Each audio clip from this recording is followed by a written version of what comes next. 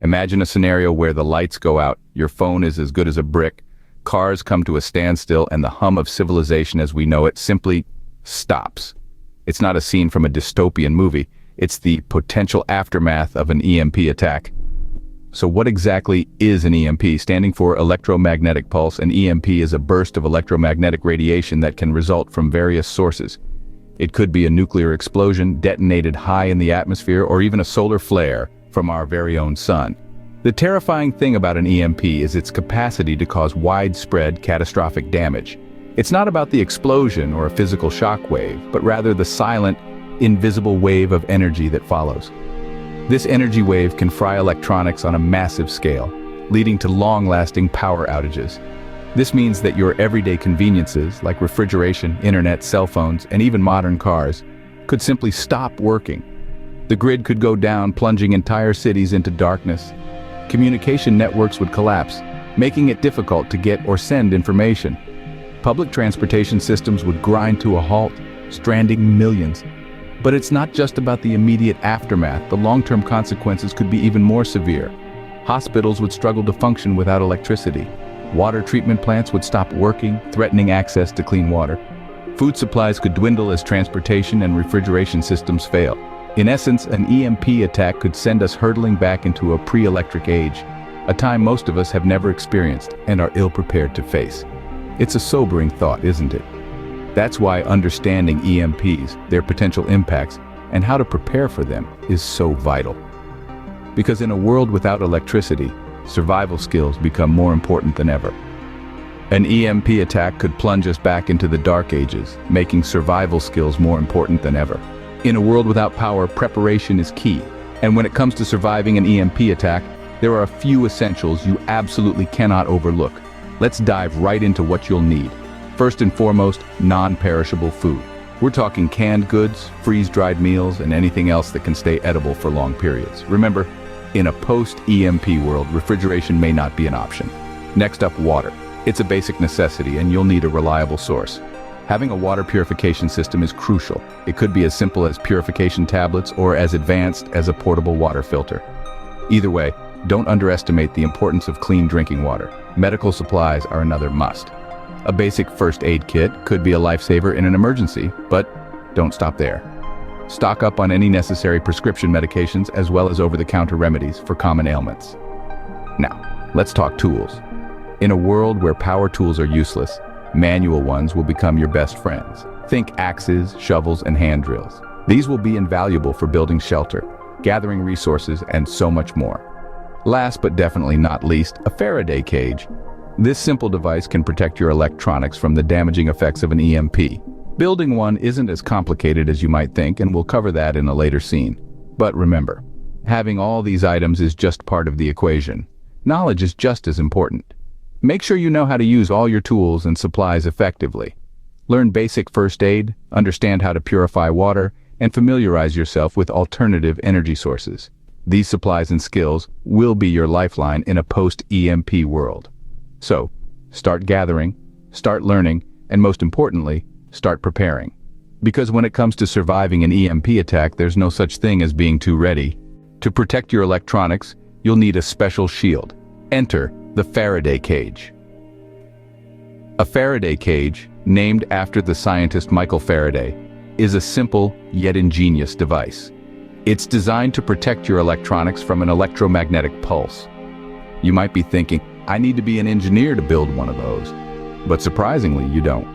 All you need are a few common household items and a dash of determination. First, gather your materials.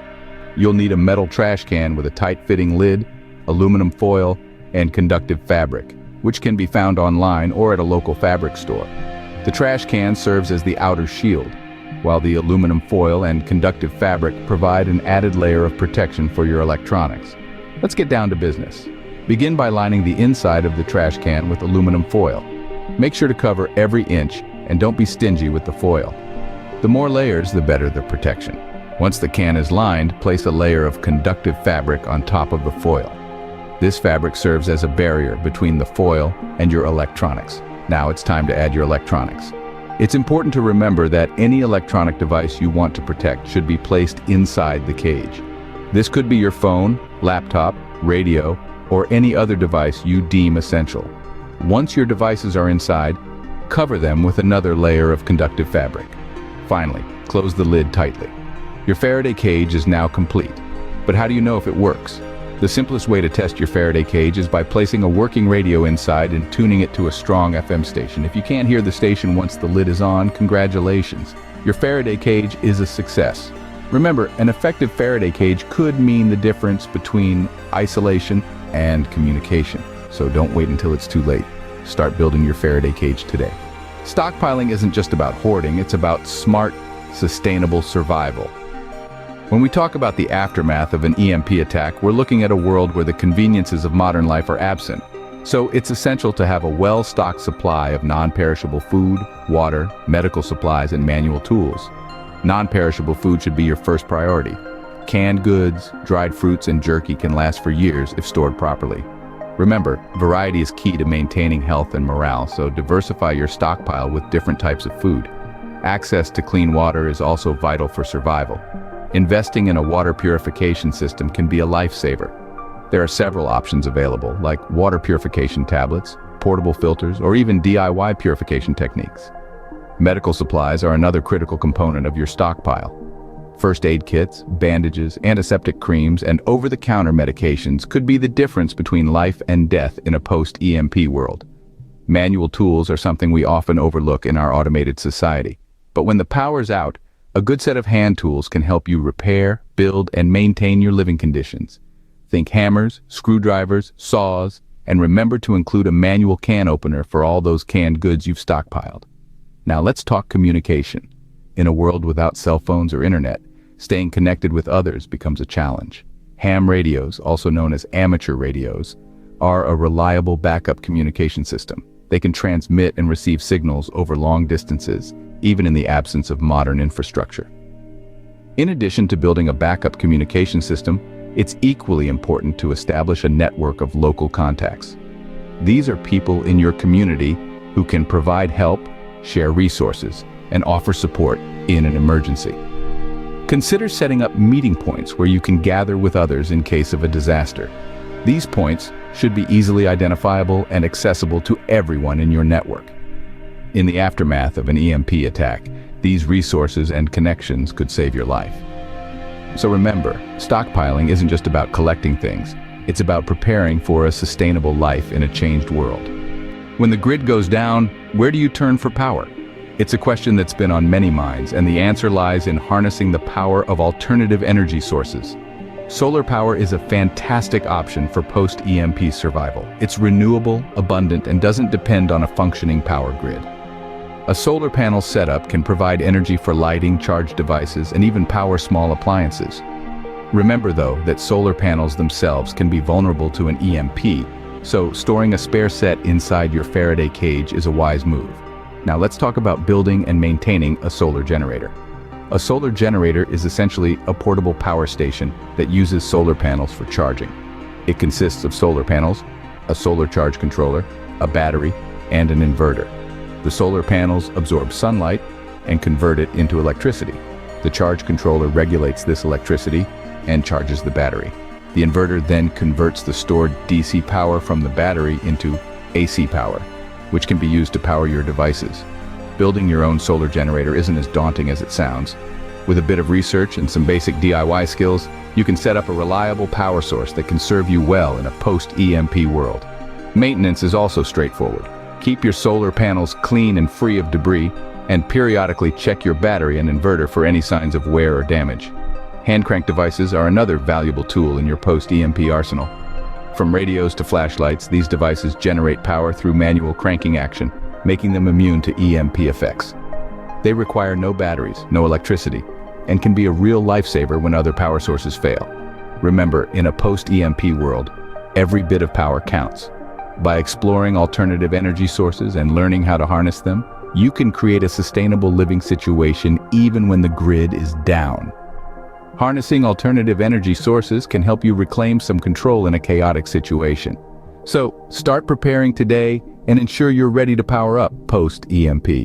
In the world of EMP preparedness, misinformation can be a dangerous enemy. Let's clear the air on some common misconceptions. One myth is that all electronics, regardless of their size or complexity, will be fried by an EMP. In reality, smaller, simpler electronics like wristwatches or battery-powered devices may survive. However, anything connected to the power grid or with complex circuitry is at risk. Another misconception is that a car will automatically be rendered useless after an EMP. While it's true that modern cars with complex electronics are vulnerable, older cars with less electronic components stand a better chance of survival. But remember, even if your vehicle survives, gas stations may not be operational. Now let's address some challenges you might face while preparing for an EMP. Limited storage space can be a hurdle. But remember, not everything needs to be stored in a Faraday cage. Non-electronic essentials like food, water, and medical supplies can be stored anywhere safe and accessible. Use your space wisely. Budget constraints are another reality. It's important to remember that preparedness is a marathon, not a sprint. Start small, focusing on essential needs first. With time, gradually build up your supplies and skills. A Faraday cage, for instance, can be made from affordable, everyday items like a metal trash can and aluminum foil. Another challenge is the lack of knowledge or skills in areas like first aid, water purification, or alternative energy sources. The good news is there's a wealth of free or low-cost resources available online, in books, or through local community classes. Lastly, remember that preparing for an EMP, like any other disaster, can feel overwhelming. It's vital to stay focused, make a plan, and take it one step at a time. Don't let fear or panic drive your decisions. Instead, let knowledge, practicality, and preparedness guide you. Armed with accurate information and practical strategies, you can navigate the road to preparedness with confidence. Surviving an EMP attack is no small task, but with the right preparation, it's possible. Remember, knowledge is your best weapon. Understand your risks, build that Faraday cage, stock up on essentials, and set up backup communication systems. Don't forget to explore alternative energy sources and debunk those EMP myths while you're at it. We've also learned that skills like first aid, water purification, and manual farming can be lifesavers. Community building plays a key role too. Forming a prepper group in your locality can offer mutual aid and shared resources. But let's not stop here. The journey towards preparedness is ongoing. Keep learning, keep practicing, and stay alert to the changing scenarios. So start your preparation today, and remember, the best time to prepare was yesterday. The second best time is now.